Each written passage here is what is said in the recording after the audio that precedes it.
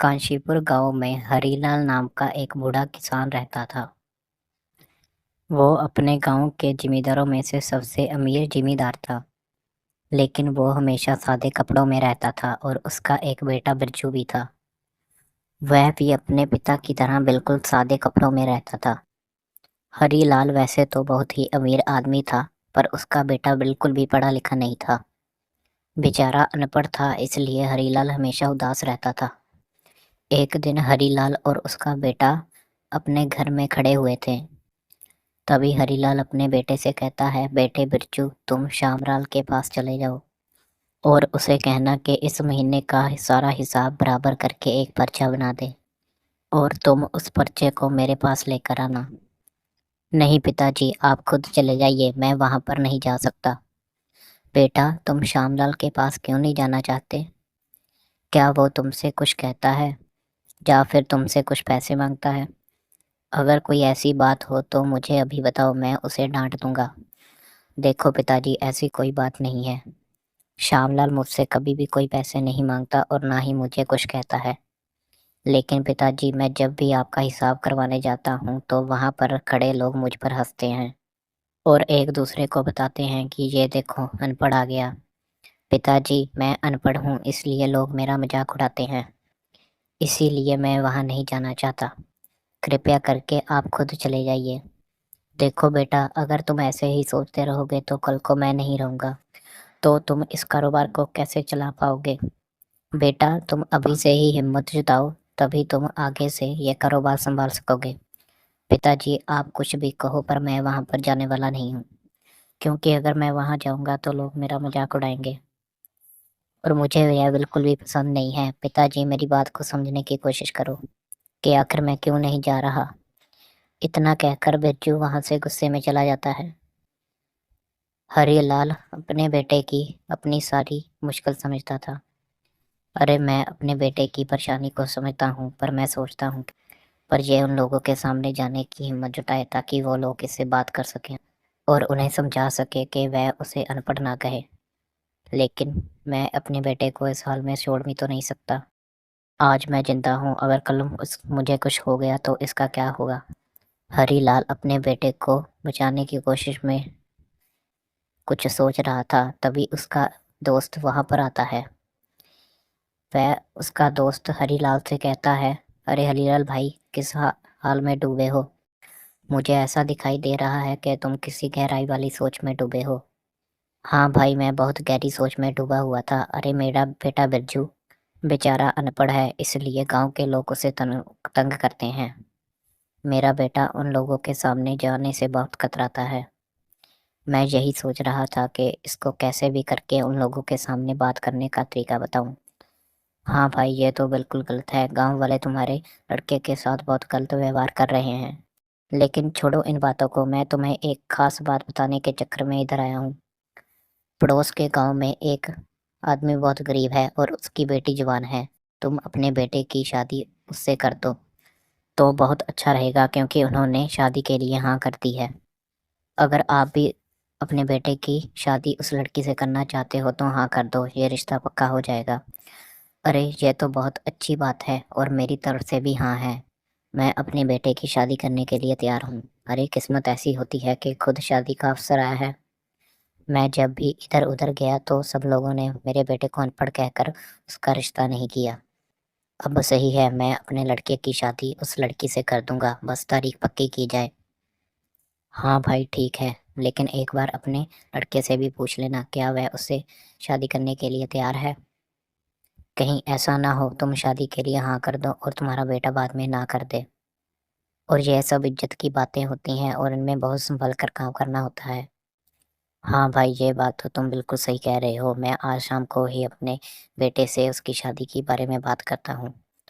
और तुम भी उन लोगों को बता देना कि मेरा बेटा बिल्कुल अनपढ़ है, पर धन संपत्ति की हमें कोई ज़रूरत नहीं है। हाँ भाई, ये बात तो तुम बिल्कुल सही कर रहे हो, पर उनको पहले से ही पता है कि तुम्हारा बेटा अनपढ़ है।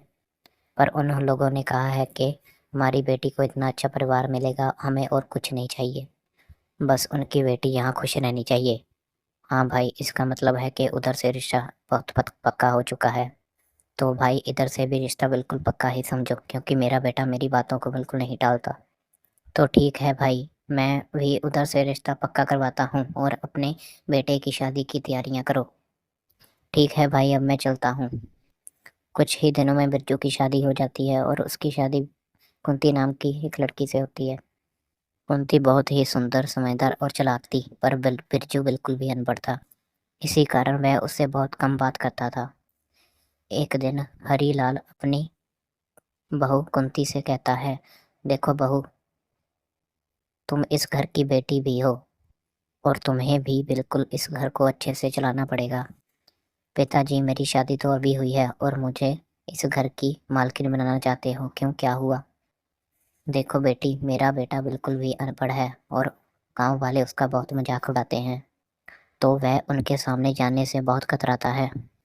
लेकिन अब मुझे बहुत खुशी है कि तुम्हारी जैसी बहू मेरे घर में आई है और तुम बहुत ही समझदार हो, इसीलिए मेरे बेटे का अच्छे से ख्याल रखना। अच्छा, तो ये बात है। हाँ पिताजी, अब आप बिल्कुल भी दिक्कत मत कीजिए, मैं उनका अच्छे से ख्याल रखूंगी। लेकिन पिताजी, वो मुझसे बातें क्यों नहीं करते? आप उसे समझा दीजिए कि वह मुझसे बातें किया करे। ठीक है बेटी, मैं उसे बिल्कुल समझाऊंगा।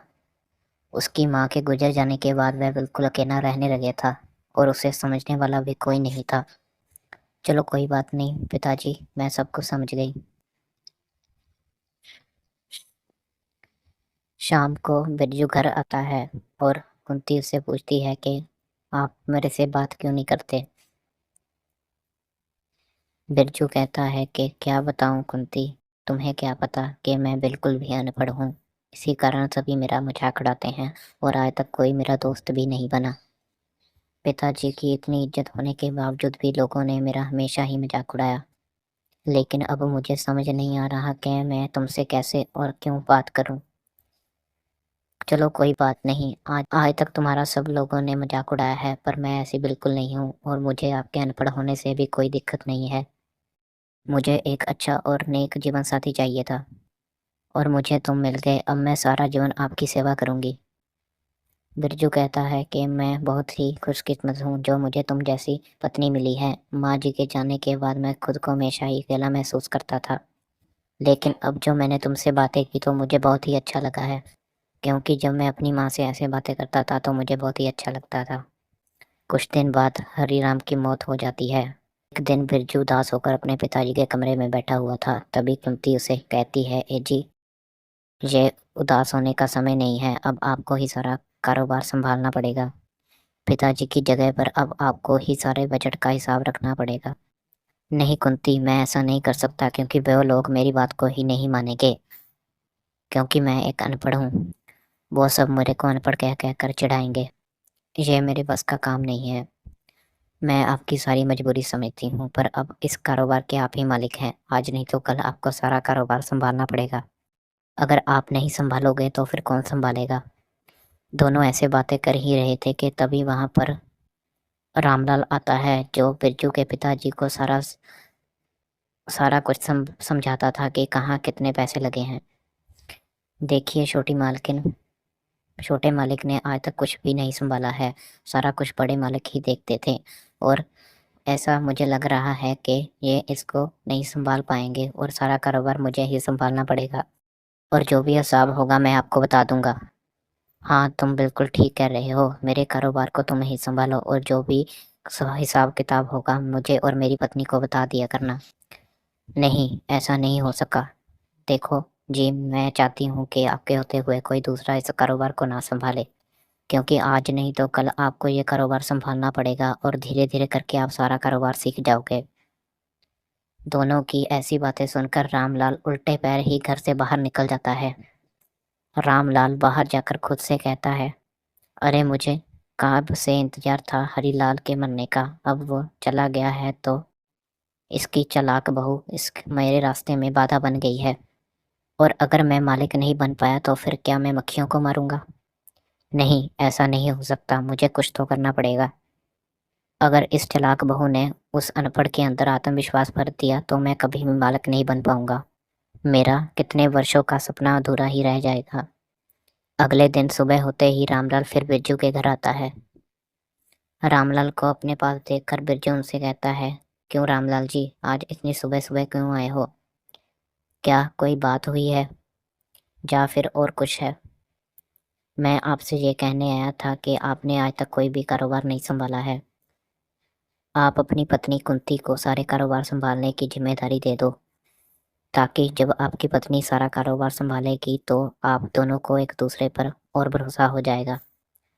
कुंती बहुत ही समझदार थी, इसलिए वह रामलाल की चाल तुरंत ही समझ जाती है।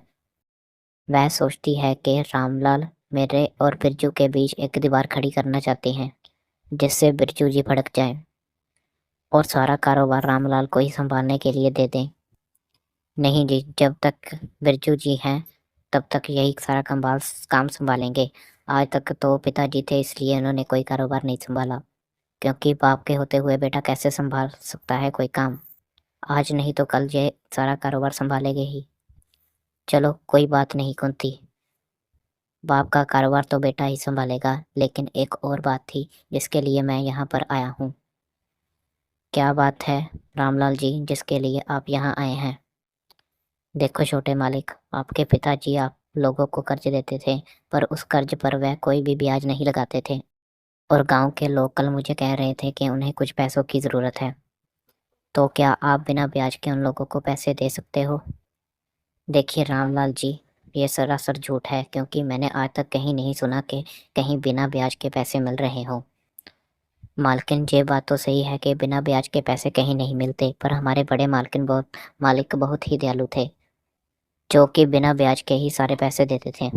और मैं भी यही चाहता हूँ कि छोटे मालिक अपने पिताजी की प्रथा को आगे बढ़ाएं, ना कि उन्हें यहीं पर ख़त्म कर दें। हाँ ठीक है रामलाल जी, मैं अपने पिताजी की प्रथा को आगे बढ़ाऊंगा, और जैसे मेरे पिताजी बिना ब्याज के पैसे देते थे, मैं भी ऐसा ही करूंगा। और अब आप जाइए रामलाल जी, कल सभी लोगों को ले आना, मैं उन्हें पैसे दे दूंगा। अगले दिन सुबह होते ही रामलाल कई बंदों को लाकर बिरजू के सामने खड़ा कर देता है। मालिक, ये वही बंदे हैं जिनको पैसे की ज़रूरत है, कृपया करके आप इन्हें पैसे दे दीजिए।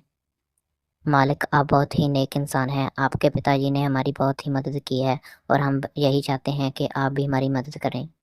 आप हम लोगों को थोड़े पैसे दे दो। बिरजू की पत्नी कहती है, हाँ पैसे तो आपको मिल जाएंगे, पर आप ये बताओ कि आपको पैसे किस काम के लिए चाहिए? मालकिन, मुझे अपना इलाज करवाना है, किशोर भाई को अपनी बेटी की शादी करवानी है, और रामू भाई को अपने घर के लिए चाहिए। हाँ, तुम लोगों को पैसे तो मिल जाएंगे, और तुम्हें ब्याज भी नहीं देना पड़ेगा, पर तुम्हें अपना घर यहाँ पर गिरवी रखना पड़ेगा। लेकिन मालकिन, हम लोग अपना घर आपके पास गिरवी नहीं रखना चाहते हैं, ना ही रख सकते हैं। अरे रामलाल, तुम तो कह रहे थे कि हम लोगों को फ्री में पैसे मिलेंगे, कोई चीज़ गिरवी नहीं रखनी होगी। अरे तुमने तो हमारे साथ विश्वासघात किया है। उस आदमी की बात सुनकर दोनों पति पत्नी समझ जाते हैं कि ये सब रामलाल की चाल थी, हमसे पैसे हड़पने की। फिर गुस्से में आकर बिरजू रामलाल से कहता है, धोखेबाज गद्दार रामलाल, चला जा यहाँ से, और कल से हम यहाँ पर काम आने की कोई ज़रूरत नहीं है। तुमने हमारे साथ गद्दारी की है, और इन बेचारों को पैसे का लालच देकर झूठ बुलवाने के लिए यहाँ पर लेकर आया था। चला जा यहाँ से। अरे कुंती, तुम्हें कैसे पता चला कि ये लोग यहाँ पर सिर्फ पैसे के लालच के लिए आए थे? देखो जी, ये रामलाल पहले से ही हमारे घर पर आ रहा था, तो मुझे बिल्कुल अंदाजा था कि यह हमारे साथ कोई ना कोई चालाकी करेगा। और दूसरा, उस आदमी को कैसे पता कि किसी को अपनी बेटी की शादी करनी है और किसी को अपना घर बनवाना है। और मुझे तभी से ही आभास हो गया था कि ये रामलाल हमारे पैसे हड़पना चाहता है, और इसीलिए मैंने अपनी चालाकी दिखाई। और ऐसे ही एक नब्बड़ बिरजू की चालाक बहू ने उसका पैसा हड़पने से बचा लिया। फिर दोनों पति पत्नी खुशी खुशी अपना जीवन व्यतीत करने लगते हैं।